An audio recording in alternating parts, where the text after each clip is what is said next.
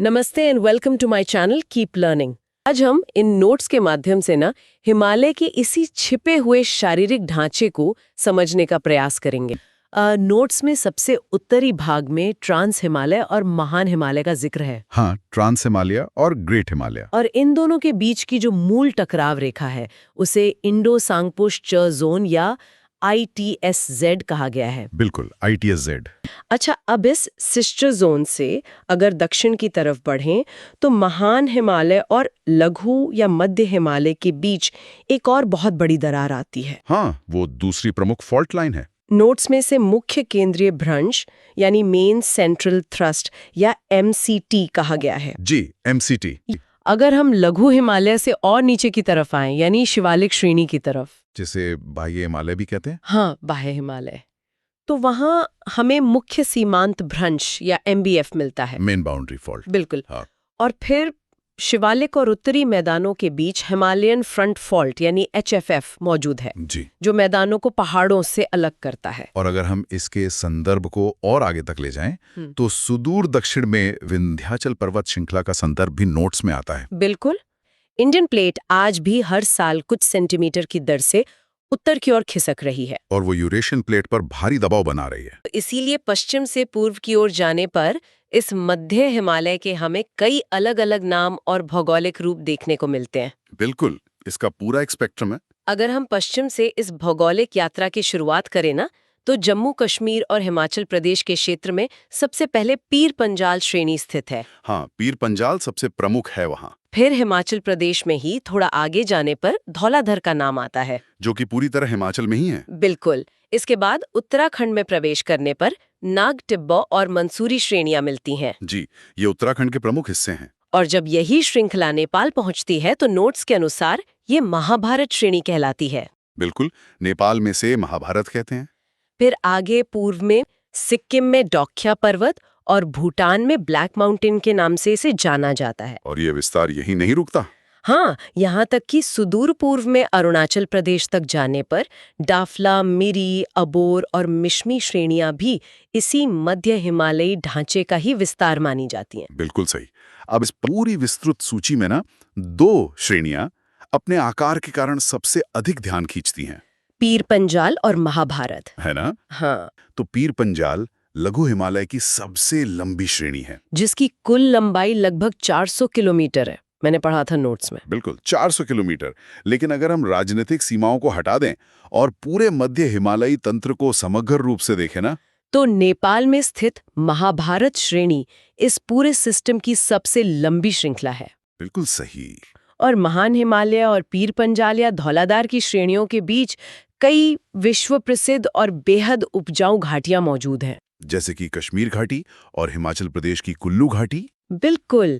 अगर कोई कश्मीर घाटी की भौगोलिक स्थिति पर गौर करे तो ये साफ दिखता है कि एक तरफ महान हिमालय की गगनचुंबी अभेद्य बर्फीली चोटियां हैं, और दूसरी तरफ पीर पंजाल की ये 400 किलोमीटर लंबी अटूट दीवार खड़ी है। तो इन दोनों विशालकाय संरचनाओं के बीच ये घाटी एक सुरक्षित कटोरी नुमा किले की तरह बसी हुई है। लाखों साल पहले इन दोनों पर्वत श्रृंखलाओं के ऊपर उठने से बीच का हिस्सा एक बंद बेसिन में बदल गया था। मतलब चारों तरफ पहाड़ और बीच में गड्ढा। हाँ, जहाँ जल भराव के कारण कभी एक विशाल झील हुआ करती थी। ओह, तो आज जहाँ कश्मीर है, हाँ, वहाँ कभी एक बड़ी झील थी। बिल्कुल। और उसी झील के सूखने और जलोढ़ मिट्टी के जमा होने से आज की इस खूबसूरत कश्मीर घाटी का निर्माण हुआ है। नोट्स में पीर पंजाल श्रेणी के प्रमुख दर्रों का विशेष रूप से उल्लेख किया गया है, जैसे बनिहाल दर्रा, पीर पंजाल दर्रा, हाजी पीर, गुलाबगढ़ और हिमाचल प्रदेश में स्थित विश्व प्रसिद्ध रोहतांग दर्रा। बिल्कुल, रोहतांग दर्रा। देखिए, जब ऊंचे प्राकृतिक दर्रे सर्दियों में भारी बर्फबारी के कारण पूरी तरह से बंद हो जाते हैं तो पूरे क्षेत्र का संपर्क महीनों के लिए देश के बाकी हिस्सों से कट जाता है। समस्या का एकमात्र स्थायी समाधान क्या है? पहाड़ के अंदर से रास्ता बनाना। हाँ, पहाड़ का सीना चीरकर उसके भीतर से एक कृत्रिम रास्ता बनाना, यानी विशालकाय सुरंगों का निर्माण करना। और अगर नोट्स के हिसाब से चलें तो इस सूची की शुरुआत होती है जवाहर सुरंग से, जो बनिहाल दर्रे के दक्षिण में स्थित है और जम्मू को श्रीनगर से जोड़ती है। हाँ, जवाहर सुरंग अपने निर्माण के समय ना एक बहुत ही बेहतरीन तकनीकी उपलब्धि मानी जाती थी। आधुनिक दौर की परियोजनाओं ने इंजीनियरिंग की सभी पुरानी सीमाओं को बहुत पीछे छोड़ दिया है। इसका सबसे बड़ा उदाहरण तो शायद चेनानी नाशरी सुरंग है। जी, जिसे आधिकारिक तौर पर डॉक्टर श्यामा प्रसाद मुखर्जी सुरंग या पटनी टॉप सुरंग भी कहा जाता है। हाँ, और नोट्स में लिखा है कि ये जम्मू कश्मीर के उधमपुर जिले में नेशनल हाईवे 44 यानी NH44 पर स्थित है। और इसकी लंबाई का आंकड़ा आपने देखा? हाँ, नोट्स के सटीक आंकड़ों के अनुसार इस सुरंग की कुल लंबाई 9.28 किलोमीटर है। 9.28 किलोमीटर। ये आंकड़ा इसे भारत की सबसे लंबी सुरंग बनाता है। बिल्कुल, ये कोई साधारण बात नहीं है। इसके अलावा नोट्स में एक और परियोजना का जिक्र है जिसकी परिस्थितियां शायद इससे भी ज्यादा जटिल और खतरनाक हैं। आप अटल सुरंग की बात कर रही हैं ना? हाँ, पूर्वी पीर पंजाल श्रेणी में रोहतांग दर्रे के ठीक नीचे स्थित अटल सुरंग। अटल सुरंग केवल अपनी लंबाई के कारण नहीं, बल्कि अपनी अत्यधिक विषम भौगोलिक स्थिति के कारण दुनिया भर में इंजीनियरिंग का एक अद्भुत अजूबा मानी जाती है। वो कैसे? क्योंकि ये 10,000 फीट यानी करीब 3,048 मीटर से अधिक की ऊंचाई पर स्थित दुनिया की सबसे लंबी राजमार्ग सुरंग है। और इसकी कुल लंबाई 9.02 किलोमीटर है। जी, 9.02 किलोमीटर। 10,000 फीट की ऊंचाई। नोट्स में एक और बहुत इंटरेस्टिंग चीज स्पष्ट रूप से बताई गई है कि इस सुरंग का आकार घोड़े की नाल यानी हॉर्स शू के जैसा है। हाँ, मैंने भी पढ़ा।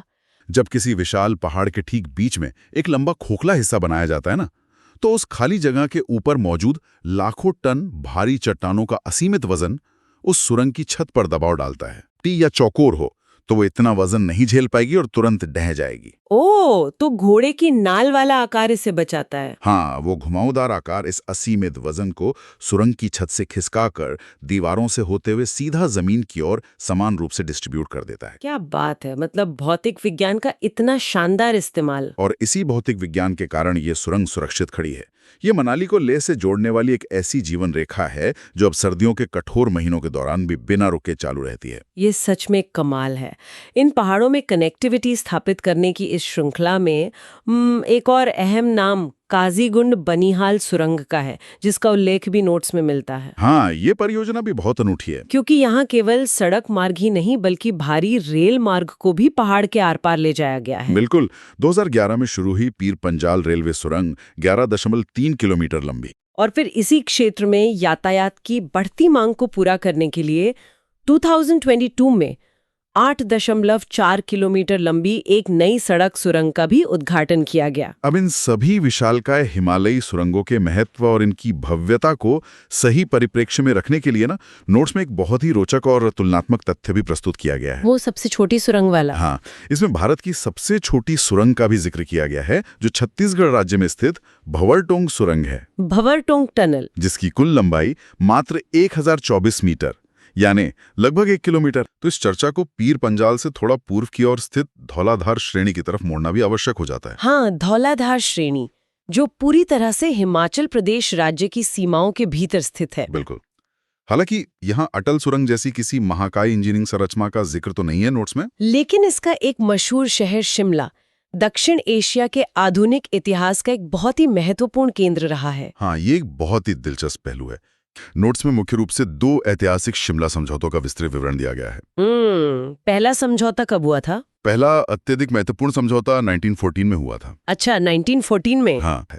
तो 1914 का जो समझौता था वो किन के बीच हुआ था? ये तिब्बत, चीन और तत्कालीन ब्रिटिश भारत के प्रतिनिधियों के बीच का एक त्रिपक्षीय या ट्राइपार्टाइट समझौता था। और नोट्स में स्पष्ट रूप से बताया गया है कि 1914 के इस समझौते का मुख्य उद्देश्य तिब्बत और भारत के बीच की सीमा रेखा का सटीक निर्धारण करना था। बिल्कुल, बॉर्डर तय करना था। अगर इसकी तारीखों पे गौर करें तो इस समझौते का मसौदा या ड्राफ्ट 27 अप्रैल 1914 को तैयार हुआ था। जी, और कई दौर के बातचीत के बाद अंतिम रूप से इस पर हस्ताक्षर 3 जुलाई 1914 को किए गए थे। और इसी ऐतिहासिक प्रक्रिया के परिणाम स्वरूप मैकमोहन रेखा का जन्म हुआ था। हाँ, मैकमोहन लाइन।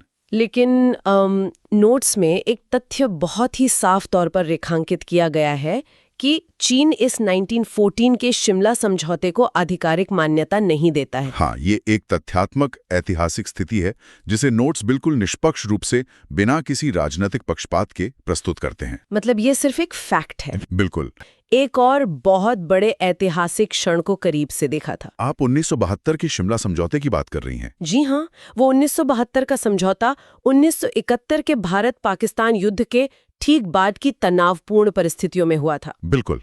और इसका मुख्य उद्देश्य युद्ध के बाद उपजे सैन्य तनाव को कम करना और दोनों देशों के बीच संबंधों को सामान्य बनाने के लिए एक शांतिपूर्ण रूपरेखा तैयार करना था। अंत में नोट्स के बाहर जाकर ये पूरी चर्चा एक ऐसे बड़े सवाल पर लाकर खड़ी कर देती है जो निश्चित रूप से हमें सोचने पर मजबूर करता है। वो क्या? क्या इंसान इन प्राचीन भूवैज्ञानिक ताकतों के साथ कोई सामंजस्य और संतुलन बना पाएगा, या फिर प्रकृति पर पूरी तरह हावी होने और उसे जीतने की ये जद्दोजहद ऐसे ही अनवरत चलती रहेगी? ये तो आने वाला वक्त ही बताएगा। बिल्कुल। इसी विचारणीय प्रश्न के साथ भूगोल और मानव सभ्यता को जोड़ने वाली आज की इस चर्चा को यहीं विराम दिया जाता है। धन्यवाद।